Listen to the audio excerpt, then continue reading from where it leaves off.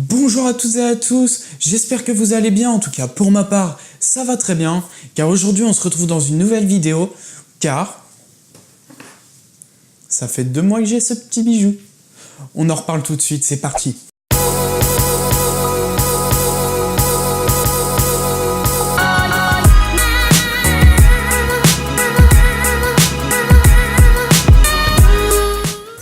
Dans un premier temps, j'avais envie de vous parler du format de ce nouvel iPhone. En effet, on peut voir qu'il est un peu plus grand que l'iPhone 6, mais il est un peu plus petit aussi que les versions Plus. Alors, est-ce que ça me convient? Oui, ça me convient parfaitement, car s'il n'était pas sorti, j'aurais pris une version Plus, qui était plus grande, mais c'est vrai que ça faisait quand même un petit peu grand à prendre en main, c'est vraiment compliqué je trouve, surtout moi qui étais habitué jusque-là à avoir des petits smartphones. C'est vrai que c'était assez compliqué d'avoir une version Plus. Mais c'est vrai que les petites versions aussi, le petit écran, tout ça pour regarder des vidéos dans le lit le soir, tout simplement, des vidéos sur YouTube, c'est vrai que c'est assez compliqué quand même. Enfin, c'est pas que c'est assez compliqué, c'est juste que c'est un peu moins agréable qu'avec un grand écran. Et donc là, on combine les deux. On a un grand écran plus grand que les versions Plus d'ailleurs, et on a un form factor qui est plus petit, et je trouve ça vraiment génial. Pendant qu'on est sur l'aspect form factor design, j'avais envie aussi de reparler un petit peu du design de cet iPhone. C'est vrai, on l'a vu au moment du déballage, il est vraiment magnifique. Il n'y a rien à redire là-dessus. Le seul petit reproche que j'aurais à lui faire, ce serait qu'il y a de la poussière qui se met entre la coque et le téléphone et ça raye le châssis. Là, le châssis en acier inoxydable qui fait d'ailleurs forte impression au déballage. Et là, c'est vrai que je trouve ça un petit peu dommage. Mais bon, c'est pas grave, faut faire avec. Il sera un petit peu abîmé, il sera pas comme neuf.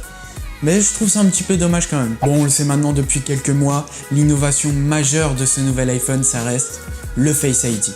Alors le Face ID, beaucoup se posent la question, est-ce que ça fonctionne bien? Est-ce que c'est mieux que Touch ID? Est-ce que c'est moins bien que Touch ID? Est-ce que c'est aussi rapide? Est-ce que c'est plus long? Est-ce que c'est... Enfin, il y a tout un tas de questions sur ce Face ID et je vais tenter d'y répondre à quelques-unes d'entre elles. Alors, est-ce que dans l'ensemble, ça fonctionne mieux? Oui, largement. Avec Touch ID, j'avais souvent des petits bugs, souvent il ne reconnaissait pas mon doigt. C'était assez gênant d'ailleurs à la longue, même si dans l'ensemble, ça marchait plutôt pas trop mal. Et là, ça fonctionne vraiment mieux. On n'a pas ces phénomènes de « il te reconnaît pas », tout ça. Alors, tu vas les avoir quand même un petit peu de temps en temps. Genre, si tu te rases, si tu te coupes les cheveux, au tout début, tu peux avoir 1 ou 2 fois où il va te demander de faire le code. Mais après, dans l'ensemble, très clairement, une fois qu'il t'a reconnu, c'est parti, c'est reparti pour un tour. Allez hop, la machine est en marche. Ça marche vraiment très très bien. Il n'y a pas de souci là-dessus. Je trouve même la technologie plus intéressante que Touch ID, pour la simple et bonne raison qu'avec le Face ID, il y a un gros système de machine learning derrière. Alors le machine learning, qu'est-ce que c'est?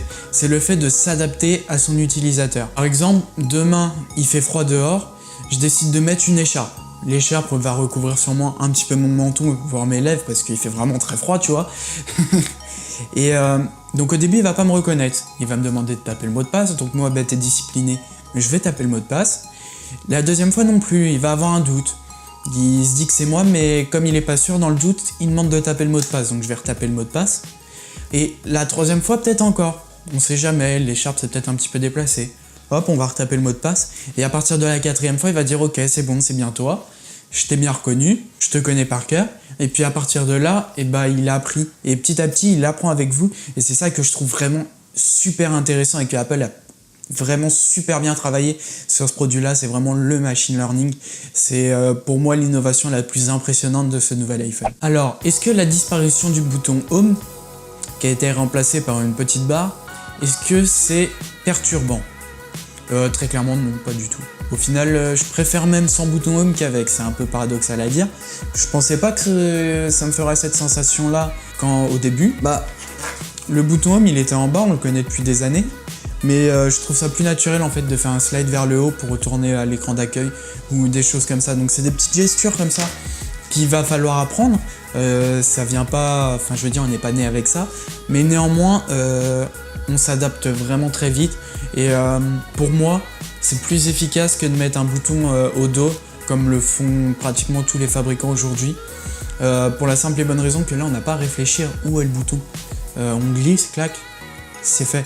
Le seul petit geste qui moi personnellement me pose problème, parce que j'étais déjà sur iOS avant et que ça marchait pas comme ça, c'est le centre de contrôle. Le centre de contrôle, pour y arriver sur cet iPhone, faut baisser du haut de l'écran vers le bas, alors qu'avant il fallait monter du bas vers le haut, et c'est vrai que ça j'ai mis un bon moment, au moins un mois avant de m'y adapter, et c'est peut-être pour moi le geste qui me pose le plus de problèmes sur cette nouvelle façon de voir les choses, même si néanmoins je me dis que celui qui passe d'Android à iOS ne va pas être perturbé du tout, parce que dans tous les cas il découvre tout le système. Donc est-ce que c'est un point négatif ou est-ce que c'est un point positif au final, ce centre de contrôle? C'est à vous d'en juger, c'est chacun en fonction de ses habitudes. Pour moi, c'est vrai que j'ai eu un bon moment d'adaptation. L'appareil photo, je vous en ai parlé dans plusieurs vidéos de cet appareil photo de l'iPhone.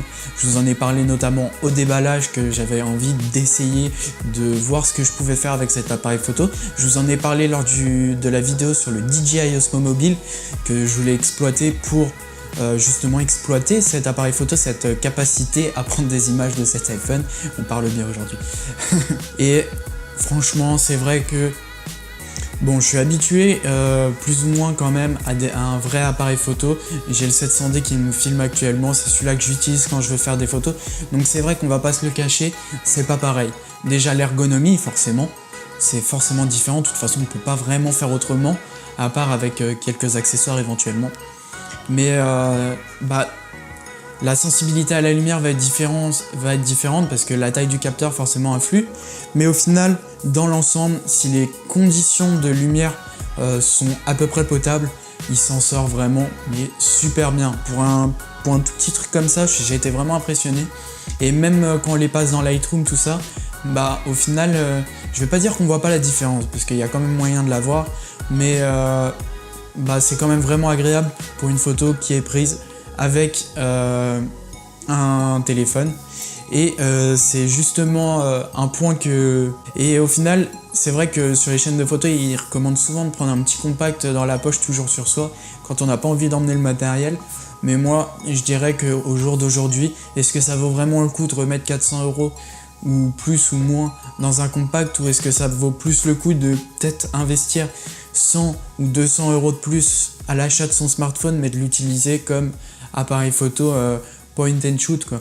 Le truc qu'on a dans la poche, qu'on sort dès qu'on veut prendre quelque chose, sans sortir tout un tas de matériel. À voir, chacun voit midi à sa porte, mais moi je pense que c'est vraiment une bonne solution aujourd'hui.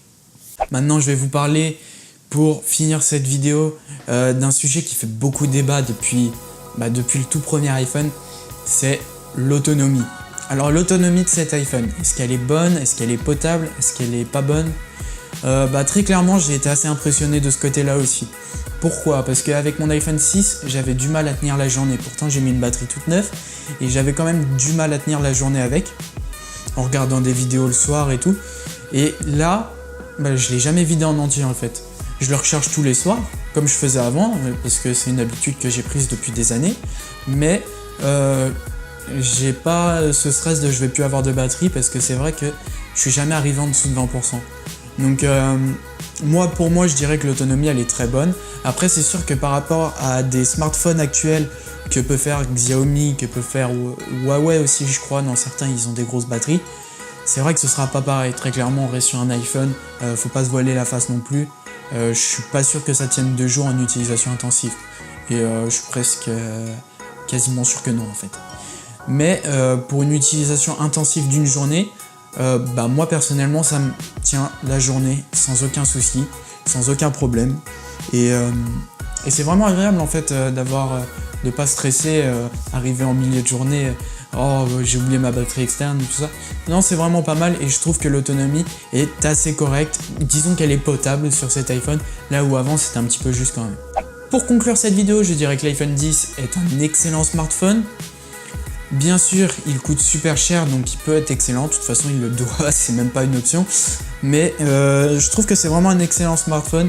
Et je pense qu'il aurait aussi dû sortir plus tôt. Qu'on n'aurait pas dû faire d'iPhone 7, qu'on aurait dû passer directement à celui-là. Parce que lui, il apporte vraiment une évolution par rapport à ce qu'on connaissait avant. Là où l'iPhone 7, pour moi, je dis bien pour moi, n'apportait pas de réel changement. Et c'est pour ça que je ne l'ai pas acheté, tout simplement. Parce que pour moi, ça allait rien me changer. Et j'ai eu des amis qui en avaient, je les ai testés bien sûr, je les ai testés. Comme tous les iPhones, je les teste toujours un petit peu. Mais ils me faisaient pas envie du tout. Je voyais pas l'intérêt de redépenser 700 ou 800 euros encore dans un téléphone, alors que au final j'y gagnais pas grand chose. Et bah celui-là, je pense qu'il aurait dû sortir à la place de l'iPhone 7. Ça aurait été vraiment sa place et il aurait été en avance sur son temps. Là où au final il sort dans une époque qui, bah c'est normal un petit peu. À part Face ID peut-être, où c'est vraiment une évolution que personne n'a fait aussi bien que ça, je dis bien, sur le marché. Mais le reste, après, l'écran borderless, la recharge sans fil, c'est quelque chose qui existe déjà depuis longtemps et pour moi, il aurait dû sortir bien avant. Merci à tous d'avoir visionné cette vidéo. N'hésite pas à la partager, à la commenter, à laisser un gros pouce bleu en bas de la vidéo. Et bien sûr, si cette vidéo t'a plu, n'hésite pas à t'abonner pour voir toutes mes prochaines vidéos. Abonne-toi, mets la cloche. C'était Bastien. Ciao!